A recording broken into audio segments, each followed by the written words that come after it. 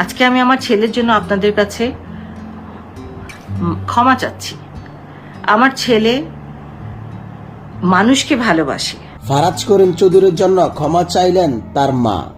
মানবিক কর্মকাণ্ডের জন্য দেশ জুড়ে ব্যাপক আলোচিত চট্টগ্রাম ৬ আসনের সংসদ সদস্য ABM ফজলে করিম চৌধুরীর জ্যেষ্ঠ সন্তান ও তরুণ রাজনীতিবিদ ফারাজ করিম চৌধুরী চারপাশে নানা রকম অনিয়ম বিপদগ্রস্ত মানুষের জন্য সাহায্যের হাত বাড়িয়ে দিয়ে প্রশংসিত হয়েছিলেন তিনি।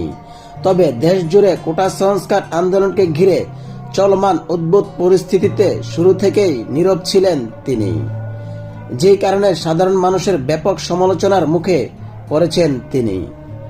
অনেকেই ফারাজকে নিয়ে নেতিবাচক মন্তব্য করেছেন, পাশাপাশি তার রাজনৈতিক পরিচয় তুলে ধরে বিভিন্ন মন্তব্য করেছেন। বিষয়গুলো নিয়ে ফারাজ করিম যখন চুপ, তখন ছেলেকে পাশে নিয়ে এক ভিডিও বার্তা দিয়েছেন এই তরুণ রাজনীতিবিদের মা।